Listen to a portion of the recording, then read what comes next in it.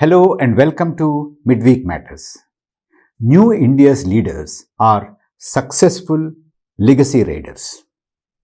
Their appropriation of Sardar Patel is now nearly complete. Their latest raid is to appropriate the legacy of Subhas Chandra Bose. That they are able to do this easily without facing any forceful challenge is unfortunate. What is troubling, however, is the way these legacy raids are presented to the country. They are packaged as efforts to right the wrongs done to the historical personalities deliberately by those who presided over old India. One cannot have quarrel with any attempts to right any historical wrongs. But the unspoken yet loudly suggestive subtext in the narrative of the present legacy raids is that it was a petty-minded Jawaharlal Nehru who made sure that some personalities were not given their due honor.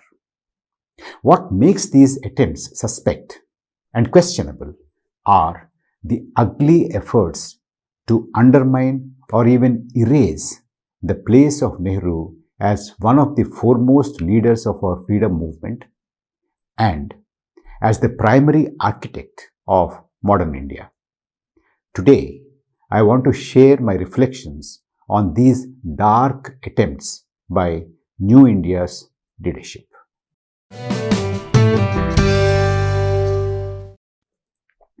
On 23rd January, on the occasion to mark the 125th birth anniversary of Subhas Chandra Bose, our Prime Minister pressed a button to bring Netaji's hologram statue alive near India Gate in Delhi. Soon, a statue made of granite will be installed there. What the PM spoke on the occasion gives us an idea of New India's legacy raid project packaged as righting the wrongs of old India. The PM said, and I give an English translation of his Hindi words. It was unfortunate that after independence, efforts were made to erase the contribution of several great personalities, along with the culture and heritage of the country. The freedom struggle involved the tapasya of lakhs of people, but there was an attempt to limit their history. But today, after decades of independence, the country is correcting those mistakes. The Home Minister echoed the allegation. He said, and again I give an English translation of his words. There has been an attempt to push into oblivion many such personalities who struggled for India's freedom. There are two attempts here by the Prime Minister and New India. One is to fire the gun at Nehru off the shoulders of Netaji. Two, to appropriate Bose and showcase him as BJP's own icon. Both attempts show New India leadership's ignorance of the history of our freedom struggle and Bose's ideological proclivities. There is also an insidious attempt to show the uneasy and at times antagonistic relationship between Bose and Gandhiji as a clash between Bose and Nehru. There were hardly any differences between Bose and Nehru except on the question of Gandhiji's leadership of our freedom movement. However serious the differences might have been between Gandhiji and Bose on the one hand and Nehru and Bose on the other, neither Gandhiji nor Nehru had ever belittled the contribution of Bose to the freedom movement. They never questioned Bose's patriotic credentials. It was Bose at times who was rash with his words in venting out his anger against them both. I will give you a few examples of exchanges and writings of the three leaders to illustrate my point. Bose was never comfortable with Gandhiji and remained unimpressed by the Mahatma's methods. Bose left his first ever meeting with Gandhiji in July 1921 in Bombay immediately on his return to India from England with the impression that Gandhiji was either confused or deliberately evasive in answering his questions. The first major clash between the two took place in 1929 at the Lahore Congress. Bose moved a resolution which proposed the formation of a parallel government in the country by the Congress. Gandhiji opposed it. He said, "If you think that you can have a parallel government today, then let me tell you that the Congress flag does not at present fly even in 1,000 villages." He dismissed Bose's proposal as imprudent and unwise. Bose had immense respect for Gandhiji, however, but he considered the methods of Mahatma unacceptable. He wrote to his German friends in February 1934, "There is nobody I admire and respect more than Gandhi. He has changed the face of India. Politically, however, I cannot agree with him anymore. He has a certain ways of dealing with the British, which endanger our political progress. We need firmer methods to force the British from the Indian scene and to gain independence for our country." Here is another example of Bose's attitude towards Gandhiji. He issued a public statement along with Vithalbhai Patel that Gandhi as a political leader had failed and the time had come for radical reorganization of the Congress on new principles and methods for which a new leader was essential. In his book, The Indian Struggle, published in 1935, Bose attacked Gandhiji's philosophy of non-violence. He wrote, and I quote, "As for the doctrine of non-violence, it had evoked some response in India, but in any other country, such as Italy, Germany, or Russia, it would have led Gandhi to the cross or to the mental hospital. Gandhi has ceased to be a dynamic force. Maybe it was the effect of age." However, Gandhiji was not averse to Bose leading the Congress as its president. In November 1937, the Mahatma wrote, and I quote again, "I have observed that Subhas is not at all dependable. However, there is nobody but he who can be the president." And Bose presided over the Haripura Congress in February 1938. The clash between Gandhiji and Bose came to a head when the latter sought a re-election at Tripuri Congress. We don't need to go into the details here.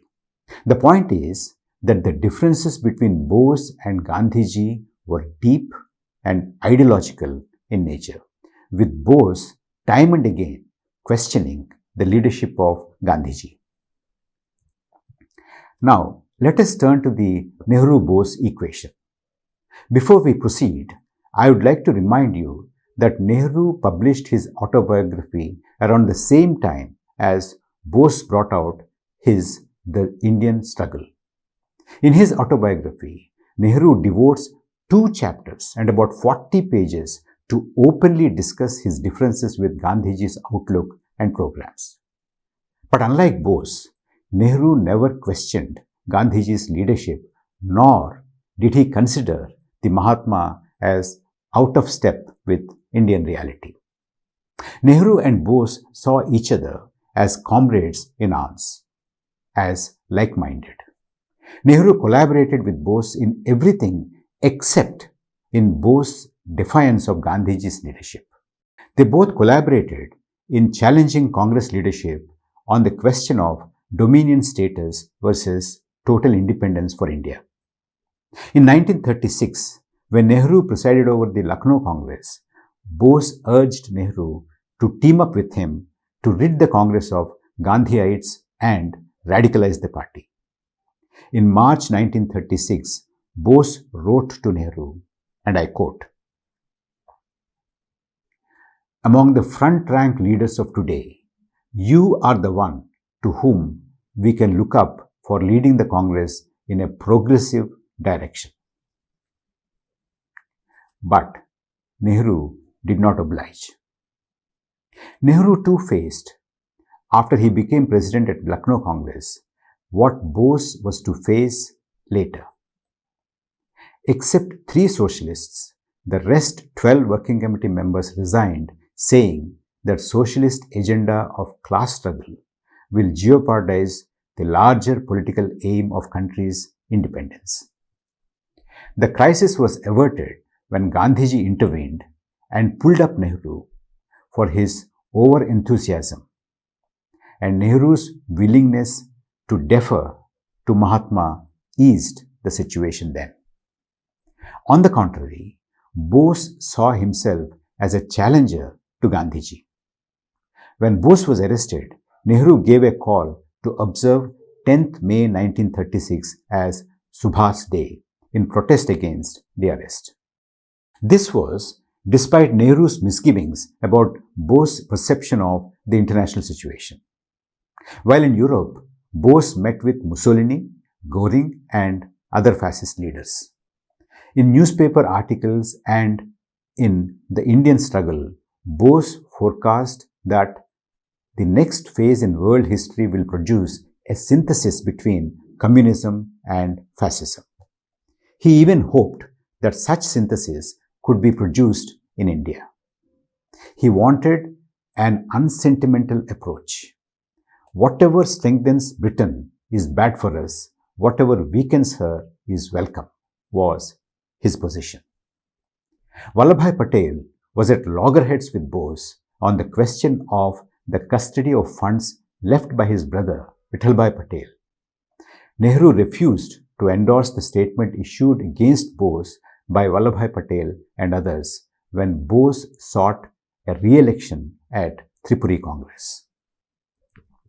However, Bose felt that Nehru had let him down by not supporting his leftist cause. He wrote, and I quote,